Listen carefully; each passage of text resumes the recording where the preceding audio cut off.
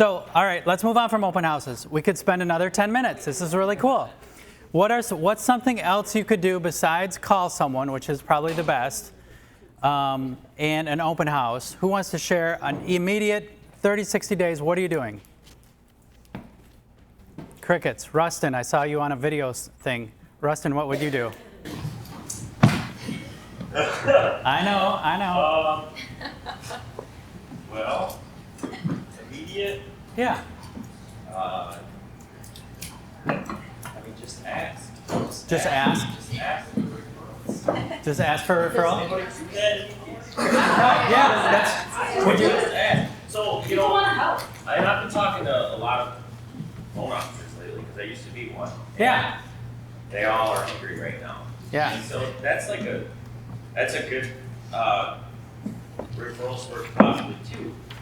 But like, what are your loan officers doing with you as far as like, are they asking for referrals for you? Like, you should talk to look at your past clients, past clients, your clients, and you look at your list and you say, okay, who do they go through as their lender?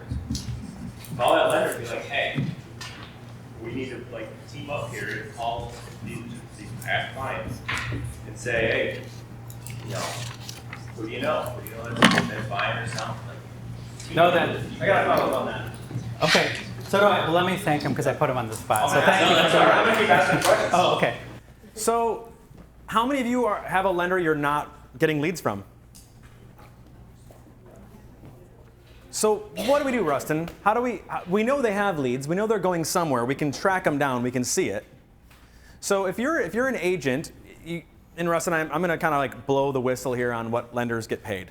Yeah, go ahead. Because it matters, right? They make between what 1% to 1.5%, depending if they're of the sale of the financed price. Yeah, depending on the lender. Depending on where they're at, all this kind of stuff, right? So they're going to make on a $300,000 house that you refer to them between $3,000 to $4,000. Okay, and so if you refer them 20 transactions in the $300,000 range, they're going to be making $60,000 to $80,000 off their relationship with you. That's significant, right? Should you be expecting your lender to sort of return the favor? That's a serious question we should be asking ourselves, because too many times I think we keep firing our deals out to this lender, boom, boom, boom, boom, boom, boom, boom, and all we get is a, hey man, I got it, which is great. We don't want our lender to screw up. That's the most important thing, is just don't screw this thing up.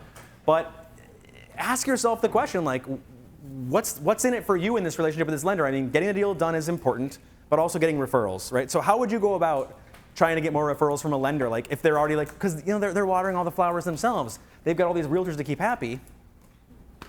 How do you do it? Just keep looking? Great. I mean, you just ask them what their lead sources are. Yeah. You know, Kind of call them out a little bit. say, hey, where are you generating your leads? Okay. And as a lender, how would you respond to that if an agent that you weren't giving leads to, you know they're not your biggest client potentially? How would you go, yeah, I'll send you one or two? Like, how would you handle that? How would you please that realtor that's calling you to say, hey, I'd love some referrals from you? I mean, honestly, it's kind of like the top of mind thing. Yeah. You know, like, sure, yeah, let's do So stay in touch with the lender. the next one. I mean, how many lenders do you have calling you right now? Everyone's getting a free lunch or a coffee or something from a lender, right? Routines. They call, like, I have one lender that calls me every Tuesday. I call me every Monday. Right? But how do you flip the script on them and then get their referrals, right? Go ahead. We were talking about this in our group that we're in, and when these new lenders are calling, I said, don't just go to these meetings and waste their time either, but say, you send me a client, we can try them out as a guinea pig. Not my client, because that's my name, but I'll Right. put yours out. And that's how I've gotten lenders to send me. Nice. Paul, That's a can good you- idea. Let's repeat can you that. repeat that? She flips the script. So usually it's the lender saying, hey, why don't you send me a buyer? We'll give this a shot, see if you like my service. What she's saying is, why don't you send me one of your clients' lender? We'll see how this works working with you, and then maybe I'll send you one of mine if it goes well. Well, and then to pile on that, like, if you're a loan officer and you get a call from a realtor, you might say, okay, well, what's your typical client look like? Yep. And as soon as I have one that kind of fits your mold, then, $1 million typically. I feel like Yep. fits Million plus. one that fits your, like you. All of them. Yeah. Works well with you. Yeah. I mean, everybody's got, like, you meet people and you're like, man, I don't think I'm going to work well with this person. Yep. That's okay. Yeah. Help them. Yep. So the idea is to call a lender and kind of flip the script and engage that. There's an auxiliary thing to get business if you wanted to grow your business. There are other professions that have databases that you want to be in. Financial planners, right? Attorneys. Divorce attorneys, CPAs. Can I give- These are other little referral sources. Lenders would be the first choice, right? Because that's really a relatable industry. Can I But, give one idea yeah. on the lending conversation real quick? So Sure. we've been interviewing some lenders because you guys have probably heard that we kind of started a mortgage company. So we interviewed a bunch of loan officers, and we interviewed a whole variety of them. We interviewed super successful gunslingers who are out there hunting and every single day. We interviewed some that work for credit unions, some that just kind of take walk-ins. And so one area that I think could be maybe underutilized or maybe not looked at very closely are those loan officers that are paid a salary that work at credit unions that don't have to go out and form relationships with agents to get those deals because those deals walk in the door. They're going to be much less likely to necessarily have agents that they owe favors to because those agents are supporting them. Because their deals are coming in off this, like Makatawa, like look for the loan officers that don't rely on agents to succeed. Because they're getting people walking in going, hi, I'm gonna buy a house, I need to get a mortgage. The agent did not send them in the door at that credit union, and those people are being fed those leads. So I wonder if there's an opportunity there to build relationships with those credit union people who necessarily don't rely on realtors for their livelihood. Yeah. Buy their lunch and coffee. Yeah, and start nurturing those relationships with those credit union lenders Yeah. that are just taking orders. So I have I used to break down I have different language now, but I'd break down my sphere, my database, and I called it Team 100. And these were professionals, painters, lenders, whatever you want. And this would be another sphere, but my connection with them is not personal, it's professional. And it's okay to have this conversation. You refer me, I'll refer you, stuff like this. And so this is another way to grow your business, looking at professionals that you can kind of share database, info, services. And I don't know how many calls, I got one this week. Hey, we were thinking about putting a sunroom on the house. Who would you call? Who should we talk to? Do I have anyone? I do, but that's another thing. And then I call that person, and I go, hey, referred your name, And my guy has referred me last year, and he's just a builder. He's like, oh yeah, not business people. He's referring to me as family, Yeah, my sister-in-law's they're looking to buy a house, and you're like, oh, this is great. I just hit a vein of a whole nother referral on a professional level, not so much personal level. So that's another great idea. There are BNI groups and different things like that you can do, or make your own group. But was it Lindsay had a question? Dykstra. Lindsay, did you have an idea you wanted to share? Honestly, I think it's just playing in traffic. And what I mean by that is Playing in traffic, is that what you said? Yeah, not literally. We'll play. I mean, maybe there's a doctor that you could call. I mean that, but people work with people who they like and respect. I think so often we're trying to mimic what someone else does, and how does it make them successful? But at the end of the day, people like people for who you truly are, and so you were saying call on maybe your broker, call on those people who actually know you, but also what if it's just going to a volunteer thing or going to a coffee shop and just talking to people. We live in, I don't know. Maybe because I'm a real big extrovert. Yeah. Because you talk to every single person, it is hard. I go to a restaurant and I ask 7 questions before I order my food. I'm sorry if you eat with me, just say do. But at the end of the day, it's you talk to people, engage, and honestly, that's how my business comes from. It's just being with people, putting yourself out there. Where does someone have a need? Yeah. How can you help? And This is an awesome idea, and I love this phrase. I've used it before too, play in traffic. Let me ask you, because you raise your hand, and I know you're a professional. What would be one way that you play in traffic? What do you mean by that? That you actually do, Lindsay? So, okay, my kiddo, my oldest now, since they're in school, I don't miss a field trip. Over my years, it's funny because Right. it's just what I do in my life. It's my number one. But do you know how much business I've just even started in school and just talking to people? Yeah. I also serve on women's council. I'm on the state level now. Women's council, that's something I'm really passionate about.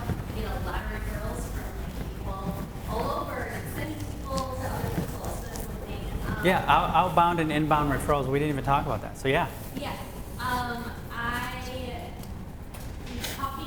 So piggyback on what Russell was saying about the lender, people are calling you right now, and what my favorite thing is, hey, and I'm very true when I have a lender, like, I'm just very true to people, I would say, like, I love new people, but I'm always like, hey, I love the idea of, maybe partnering, doing deals together. How about you send me one first, and let's see how it goes. Literally, I'm not kidding you, like a few years ago, that's where Josh Murray was calling me, and he literally said he's on the right away. He's like, okay, all right, never had someone ask me that. So, like, I don't turn the conversation over a Yeah. little bit. But Lindsay, what I like what you said was you never miss a field trip. And so this is what she means by playing in traffic. If you have children in schools, you have a gold mine. And you gotta and so those are you can join groups and do all of this stuff so that you're not just like being fake realtor person. Start to live your life. Go to a coffee shop, do something, have an interest, and that's what she means by playing in traffic, because you'll run into something. And I wanted to share something. I posted it a while back, but Greg Carlson said something. He was at a coffee hour or something, and it really struck me. He said, you don't go to places to get business, but business happens because you're there. So, and it was in context like you wouldn't go to volunteer, at some, social justice cause to get business, but business will happen because you're there. Because it'll go what? Hey, why are you here? I'm passionate about whatever it is.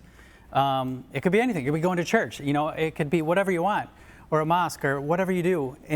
But they'll go, what do you do? I do in real estate. You just made a connection. Guess what? You didn't go there like as a vulture, but it happened because you were there, and that's who you are. And that's playing in traffic, is to Can I add leave one your here? house, leave your screens for a while. I want to add an interesting one here. I'm pretty sure this story is true, but it's a good story either way. Barry Capel out of the Granville office. Does everyone know who Barry Capel I got a is? story too. Big, tall guy. He was like I think he played at Calvin. He was a well-known basketball player. He was a well-known guy. So he's built a career on golf. And this guy is always in the top 30 in the company, right? So what he told Greg one time is what he does is he plays golf almost every day. He's a member of at Sunnybrook over in Granville. He shows up, the pros know him. He's like, hey, I'm here. Just let me know when a threesome comes through, right? Because they try to get 4 people in a round. So he's over here just putting around, chipping around, waiting for a threesome to roll in. They go, hey, Barry, we got you. You're at 9:15. That's your tee time because the threesome came through. So he gets paired up, starts playing with these guys. He's a good golfer, too, so everyone likes to play with good golfers, right? It's always kind of exciting to play with a solid golfer. And so by the second or third hole, they're like, you're getting to know each other a little bit. They're chatting, and they found out he's a member here. What do you do? I'm in real estate. Yep, a 5-star down the street here. And so that's how he's built his business. He plays golf with 3 guys he's never met before. So he's constantly expanding his sphere, meeting new people, and he turned golf, which is something he loves to do anyways, into a massive moneymaker for him on the golf course. Yeah, that's fun. Lance. Yeah. Kind of like on Lindsay's thing, and I'm a big people person too, and especially this time of year. I don't have kids, but I never miss an open house, graduation open house. Oh, nice. Okay. I bypass and push off showings to make that open house. And kind of like she said, you don't have to be a used car salesman, real estate agent. Yeah. Somebody here's real estate agent, they'll bring up real estate on their own. I don't Yeah. have to bring it up. Yeah, no, that's true. I don't, if everyone heard Lance, he goes to open houses like graduation open houses. Think about that for a second. You go there, good luck with the kid, you're awesome, you're an adult now. And then all of a sudden you've walked into like a referral branch. Because like it's all the family, it's all the neighbors, it's everyone like that. And who are you? Wow, you're the realtor that came to the open house? That's awesome. And so that's a great idea. That's playing in traffic.